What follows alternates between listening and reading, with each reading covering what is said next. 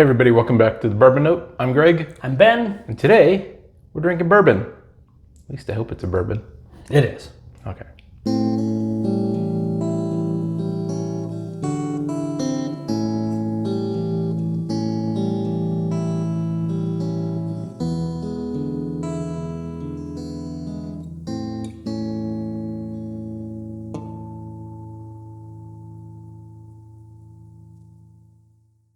All right, Ben, I have a question for you. Sure. Before we bring in our specially invited guest, Right. how do you review a bourbon? How do you review bourbon? How? Well, here's my premise. I mean, we review them just with the utmost professionalism.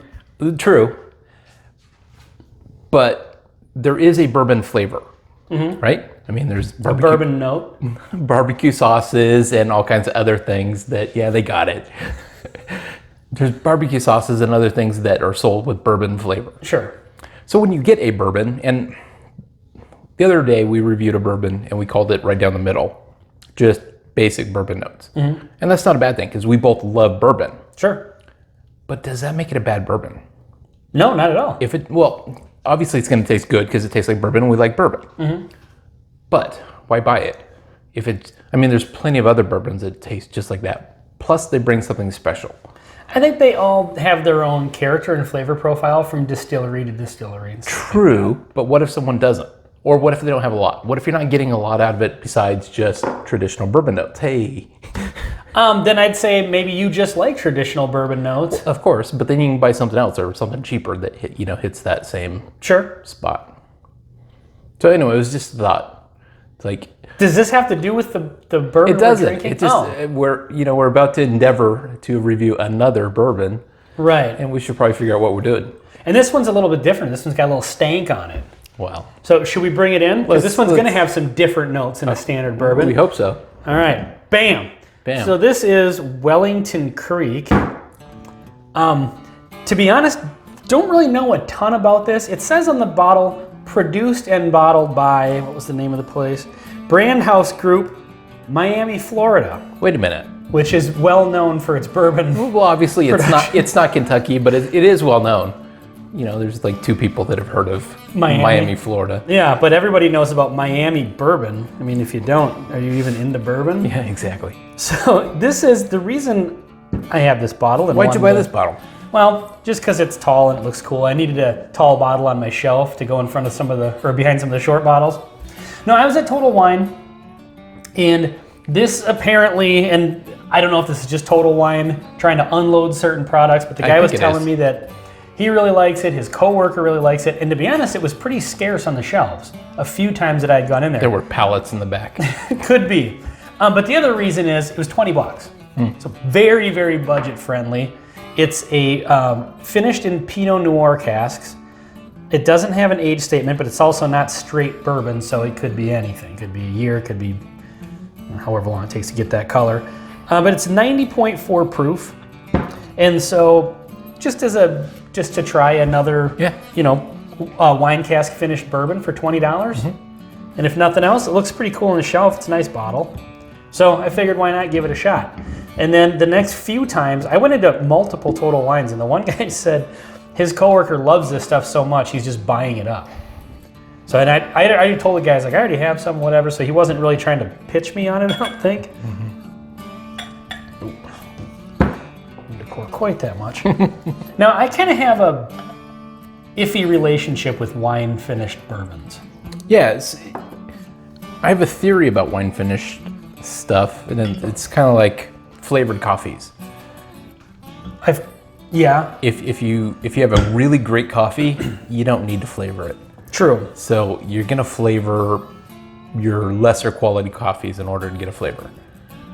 So I think the wine finishes to help maybe a young distillery. Yeah, possibly. could be. So that's a theory. I would imagine this is, well, I want to say this is sourced, but it's produced. So I don't know, it doesn't say it's aged in Miami. This would seem a little weird. I think you like to get those seasons in there to kind of expand and contract the barrel. But yeah, I mean, I've had like Angel's Envy. That one's down to 80 proof, so that one kind of suffers a little bit in that, but it's not bad.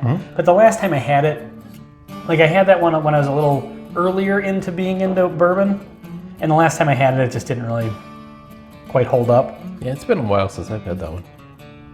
Definitely get the wine influence on the nose. It definitely smells young. I'm getting caramel and sugar. Yeah. No. It's almost like caramel and white sugar. Yeah. Like cane sugar. Yeah. Like a packet of sugar dumped into it almost. Yeah. It's funny, normally you would think sugar just is a flavor or smell or whatever, but no, there's lots of different ways you could have sugar. Mm-hmm. It almost, and I get this sometimes on the low proof, low age ones where you get almost like a sugar water, like it's like caramel kind of cut with sugar water. Yeah, I think they put too much water in it and it's just barely being held together. There is a sweetness though, kind of a fruit sweetness behind it. That's why I feel like I'm getting the wine influence. All right, let's go in for the taste here. All right.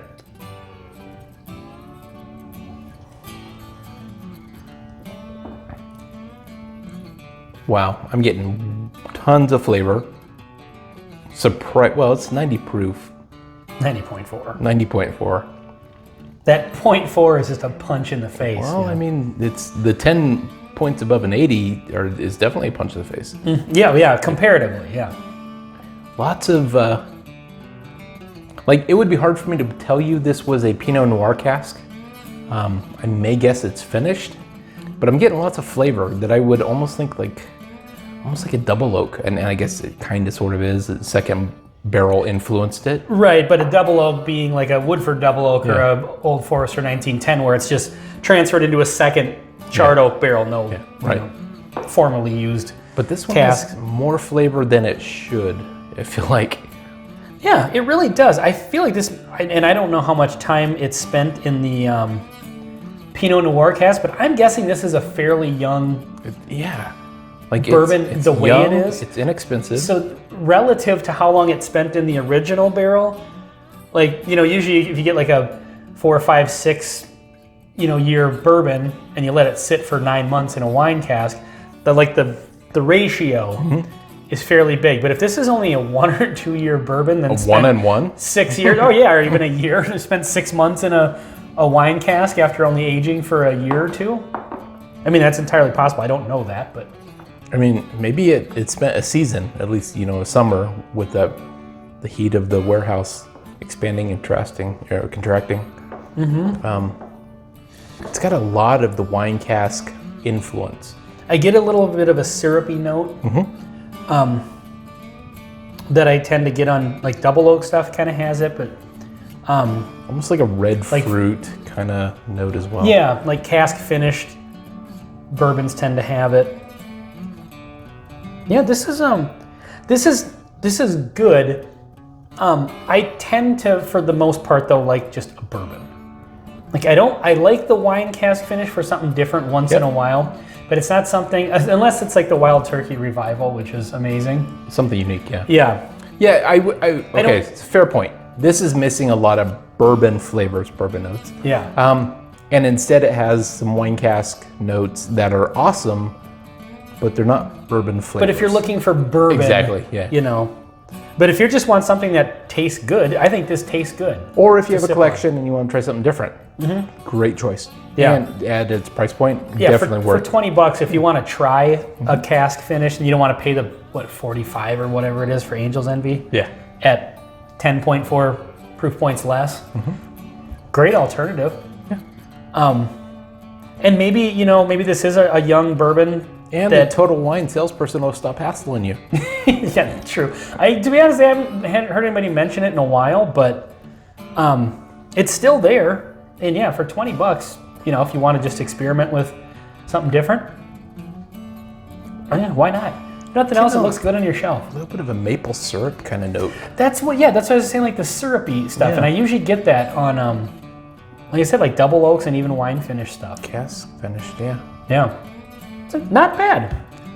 I don't know who produces this besides, it says produced by Brandhouse Group, but I don't know who distills it, because it doesn't say distilled or aged.